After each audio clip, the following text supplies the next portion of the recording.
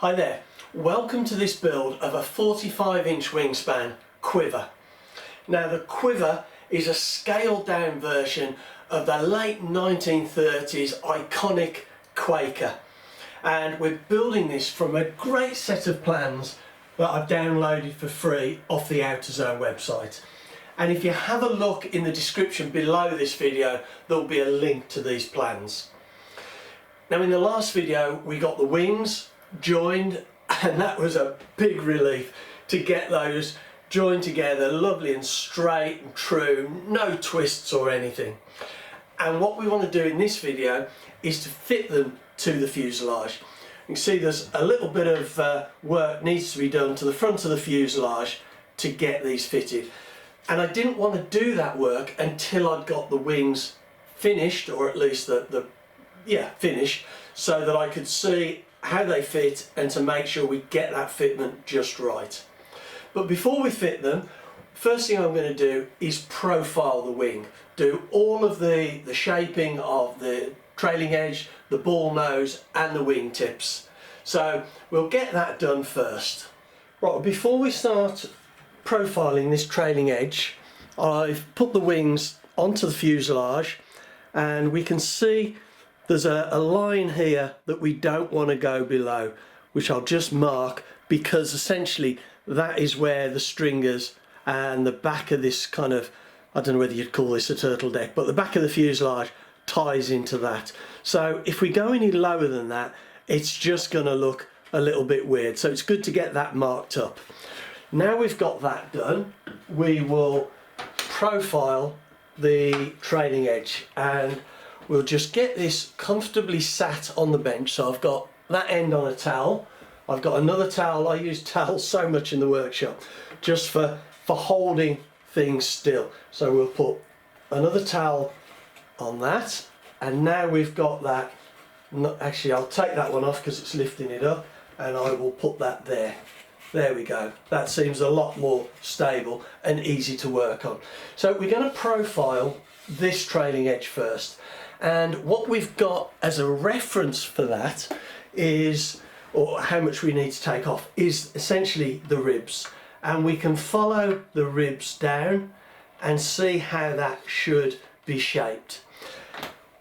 When we're doing this, we need to be careful that we don't sand or plane away the ribs on the back here. It would be so easy if I just get my sanding stick, and it would be so easy to go along and just sand the ribs and to damage these and to put a dip in them. So what we're going to do is we're going to put on some tape, and we're just going to put this along, protecting the ribs so that we won't sand them, but it will still maintain that shape, and we'll still be able to see the shape because this tape is lovely and thin. There we go. Now if we just stick that on there like that, we can still see the shape, but we can work on this, and if we catch that, we're not going to take chunks out of the ribs. And I'm going to use my David plane, and what I'm going to do is I'm just going to put my hand on there carefully onto the spars and just work along this with my David plane to take off the amount we need to get down to that right profile. And constantly, I mean, I don't need to check it just yet, but I'll be constantly checking this to make sure I don't take off too much. Now when we get to this section here, I will probably need to do that a little bit more by hand with the sanding stick, because of the angle it's very difficult to get the plane in there, but we need to be really mindful of not going below that line that we just put on. So I will work on this, and we'll come back and have a look once we've got down to where we need to be.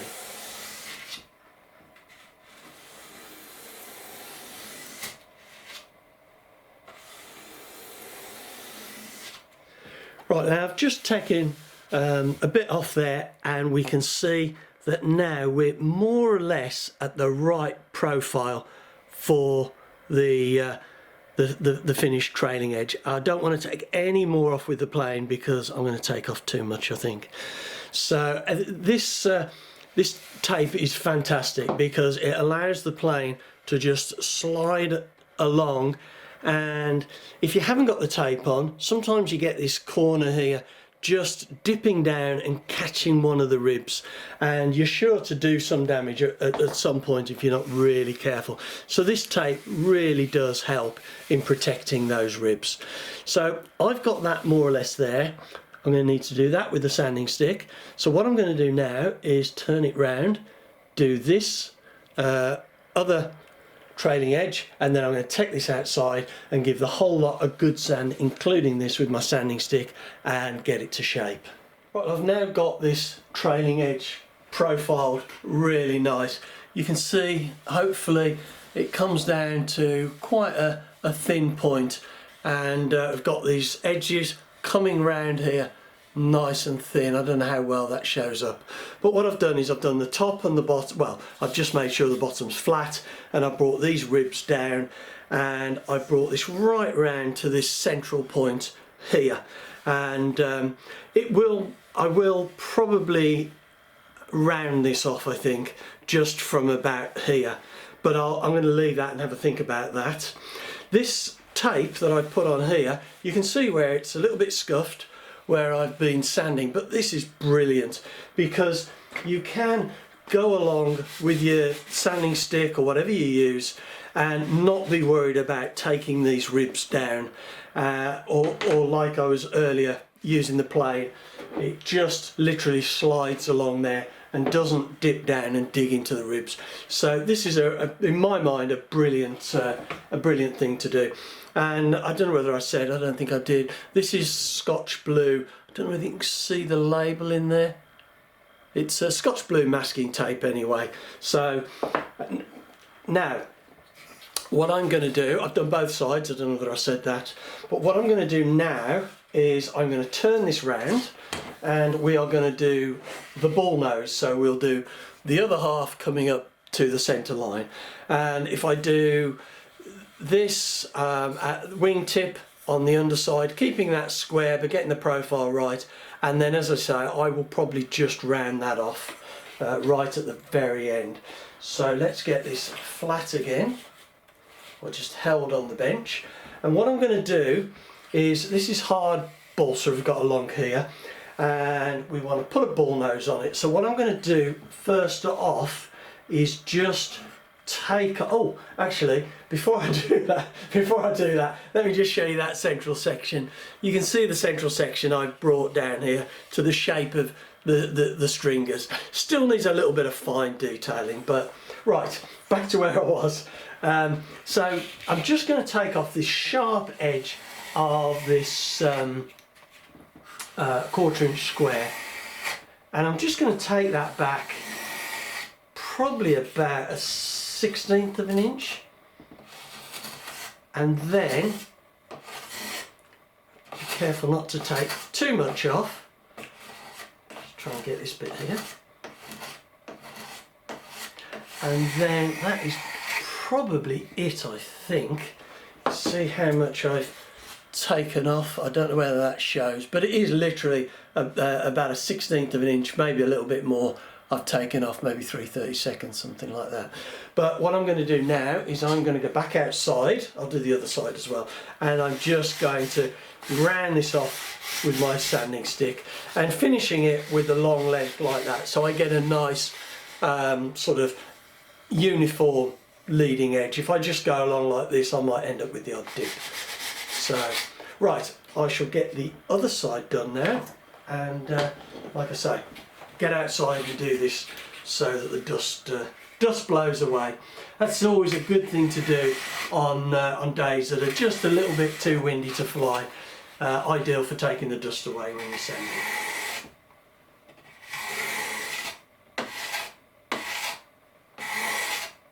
Right, well, I've now got the ball nose done and finished off doing the wingtips. I've still left them square, and I'm not really sure how I'm going to do that. I may round them, as I said, or I may just leave them square. I'm going to have a think about that. There's no rush, it's plenty of time before I start covering, and I might have a look at some other Quaker models and see what they've done and see what I think looks best. But I've got most of the profiling done now, and it's time to take off this tape. And like I say, this has been brilliant, absolutely brilliant in protecting the ribs.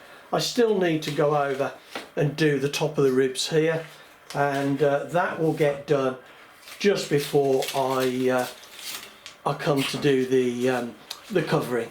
And let's just carefully take this off, and that will be done with a really nice fine finishing paper.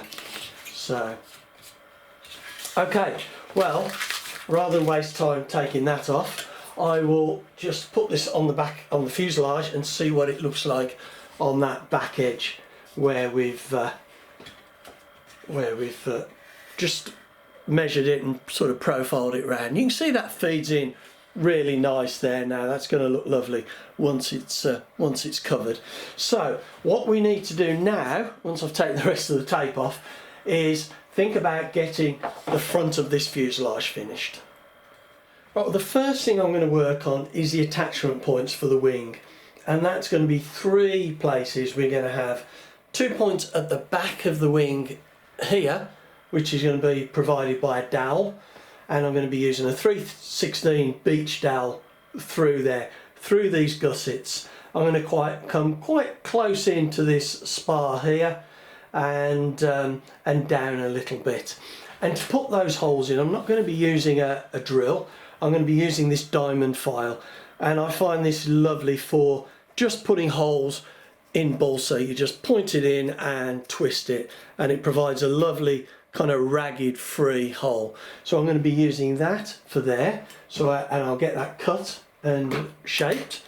And for the front, I'm going to be using a piece of 3/16 square spruce that I've rounded off. You see there, I've just rounded that off at the front, and that just sticks out above the windscreen for a central attachment point.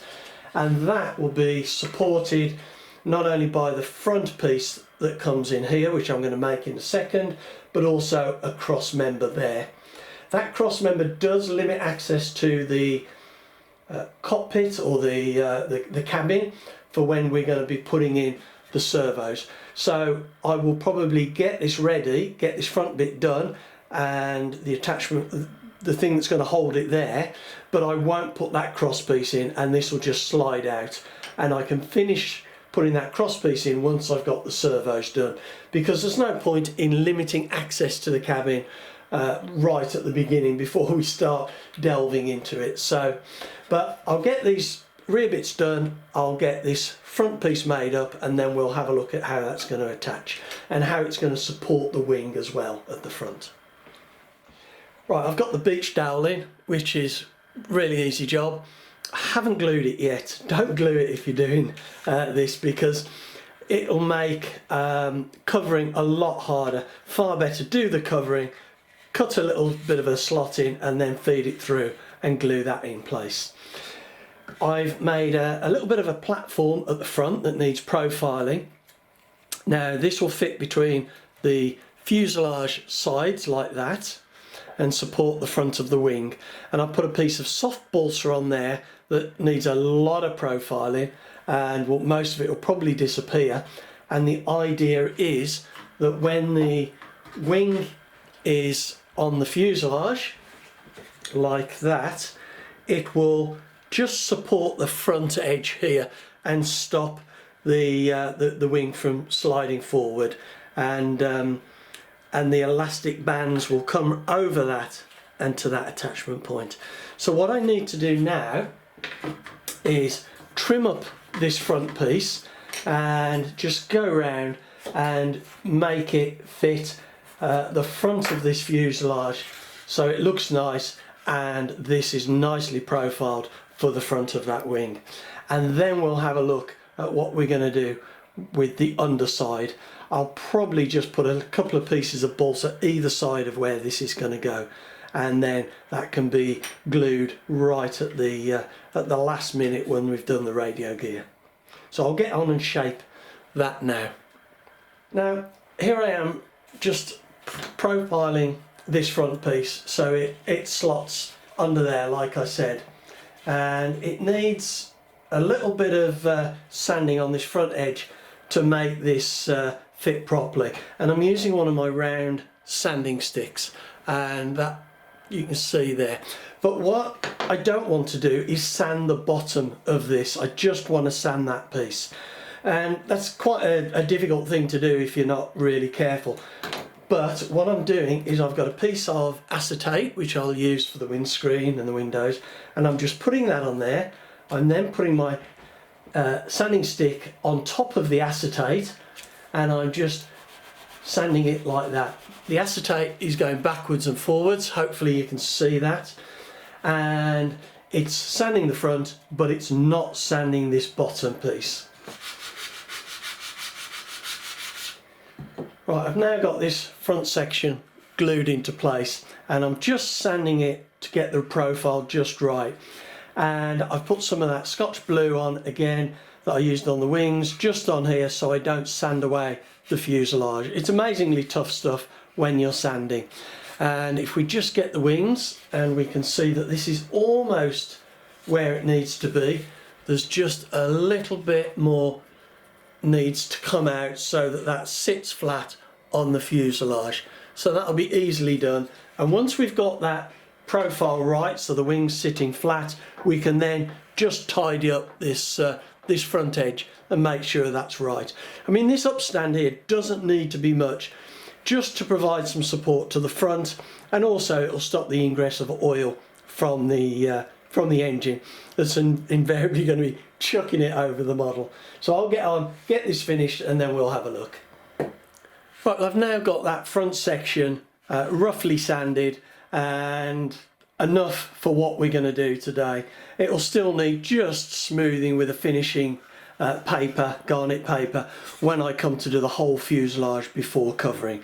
But that is done now, and the wings fit lovely. And before I put them on, let me just show you, I just cut a little bit of a piece out of this former, or piece that goes across here for the stringers. Just a little step, because I want to take the wings back just a little bit to get this to fit well. And if we put the wings on now, hopefully if that just slots in on the back, and we can see it's slotted in on the front there nicely, and if I tilt that over, we can see that the wings are fully supported by the fuselage, and that is just a little bit of a bump stop really, and a fuel oil barrier from the engine. Now there's a little bit of movement in that, just a little bit of slack, and we've got to remember we're going to put the covering on this so it doesn't want to be too tight. Now we've got the dowels here, and I've also put, can I show this? I think that can be seen. I've put a couple of bits of balsa in there and a gap in the middle where this 316 dowel can just fit in there like that. And when I come to fit this, I'll just drop a bit of epoxy on that. And as I said before, there's going to be a cross member here that this will glue up against, and there'll probably be a couple of pieces to stop it moving sideways as well. So let's see how this fits. I've got two wholly inappropriate elastic bands here. Now if I just put that in place, and what I'm going to do is see if I can just stop this from lifting up by just placing that under there. And so get these elastic bands on. I think the length is probably about right. I haven't actually tried them. Oh, that's come out. But there we go. And if we put that elastic band on, if I just hold that piece of dowel underneath, we can see just on the underside there, I'm just holding that. But that's essentially how the wings are going to fit on, and I think that has done quite a nice job. I will probably trim this a little bit. It doesn't need to be quite as long. It doesn't want to be too short, but I'll have a look at the elastic bands I'm going to use, make sure they fit, and then trim the excess. I mean, I can always trim it when the model's finished because it's going to be sticking out. Maybe better to do that because it's easier to trim it than to try and add something on at a later date. But there we go. Well, I keep saying, oh, this is exciting to see this taking shape in this build, but it really is exciting when you get the wings fitted like this and you get a real sense of what this bird is going to look like. And I love this design, whether it's a full-size Quaker or this Quiver, this possibly, I think it's about half-size Quiver. Now, the wings are fitted and I'm really pleased with that. We've still got this central dowel, the fixing crosspiece underneath, but as I said, no point in restricting access at this stage because we've still got the electronics to put in.